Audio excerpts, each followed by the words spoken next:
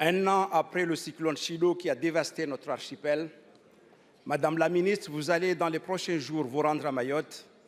Vous allez entendre les élus et la population de manière assez unanime se plaindre des engagements de papier du gouvernement. Toutefois, je souhaite vous alerter sur le risque naturel qui pèse sur notre territoire ultramarin. À la suite de cyclone Chido, je m'étais exprimé sur les failles dans la gestion de la crise, la gouvernance de la crise, la mise à l'écart des élus et l'incapacité de déterminer un nombre de victimes. Le retour d'expérience du gouvernement sur Chido est essentiel afin d'en tirer les enseignements. Afin de protéger la population contre de tels événements, il est important de sensibiliser les habitants de nos territoires aux risques. J'ai constaté qu'en Guadeloupe, il y a quelques jours, ils ont fait un exercice d'évaluation après une éruption de la Soufrière. À La Réunion, 450 personnes ont assisté lors d'une rencontre pour la préparation de la saison cyclonique 2025-2026. Mais rien sur Mayotte.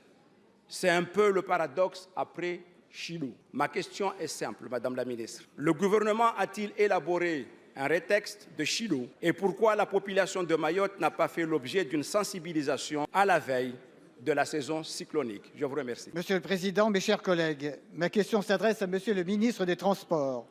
Le 27 novembre dernier, la SNCF annonçait pour 2027 la mise en service d'un TGV Ouigo sur la ligne Bordeaux-Lyon, avec un tracé qui contourne totalement le Massif central, car passant au nord par la gare de Massy dans l'Essonne.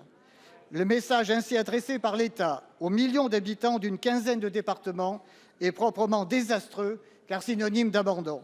Il soulève un tollé général, car bafoue le bon sens, accentue la fracture ferroviaire, incite à prendre la voiture, trahit les impératifs d'un développement durable et d'un aménagement équilibré du territoire. Il est une caricature de recentralisation des mobilités à un moment où le Premier ministre entend lancer un grand acte de décentralisation. Il existe une autre option, la restauration de la liaison transversale, directe et historique entre les deux capitales régionales, liaison supprimée en 2012 et 2014 par manque d'entretien, un matériel roulant obsolète et des temps de parcours interminables.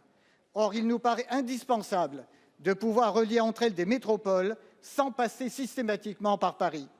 Notre espace central a pour vocation à contribuer pleinement à la réindustrialisation du pays, à la transition écologique et à l'attractivité de la France. Monsieur le ministre, allez-vous remettre en cause le funeste projet de la SNCF et lancer rapidement une étude de faisabilité sur le tracé Bordeaux-Lyon par le Massif central, ayant comme finalité un train d'équilibre du territoire sur le modèle de la transversale Nantes-Lyon?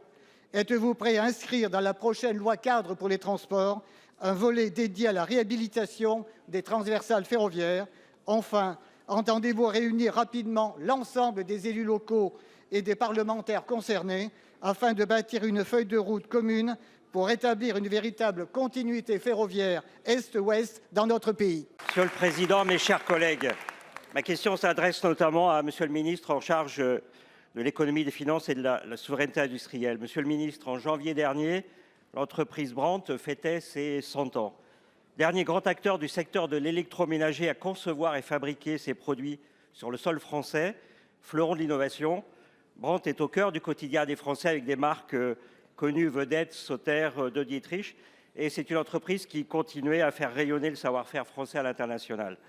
C'était une entreprise profondément ancrée dans nos territoires, d'Esnay à Lyon, en passant par l'Équin et La Roche-sur-Yon, des sites qui ont été frappés par des restructurations précédentes.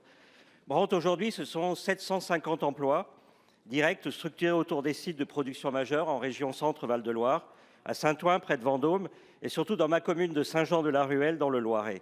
Ce dernier héberge par ailleurs un pôle de recherche et d'innovation particulièrement important. À ces sites industriels s'ajoute le service après-vente de Cergy-Pontoise et le siège social de Rueil-Malmaison. La menace d'une liquidation du groupe suite à l'annonce de placement en redressement judiciaire et faute d'offres de reprise industrielle est source d'une très profonde inquiétude. Ce serait un drame non seulement pour les salariés et leurs familles, mais aussi un renoncement inacceptable dans un contexte où la réindustrialisation de la France est par nous tous considérée comme une priorité. Face à cette situation, les salariés portent un projet de reprise en scope. Les collectivités territoriales sont largement mobilisées autour du président de la région, François Bonneau, avec le soutien de la préfète, du président de la métropole, les élus locaux, ceux de Vendôme et de la région Île-de-France qui viennent de le rejoindre. Le ministre de l'Industrie est venu sur place témoigner de son soutien, engager l'État et depuis s'est mobilisé pour trouver des solutions. La décision est imminente d'ici demain, monsieur le ministre. Et donc ma question est très claire.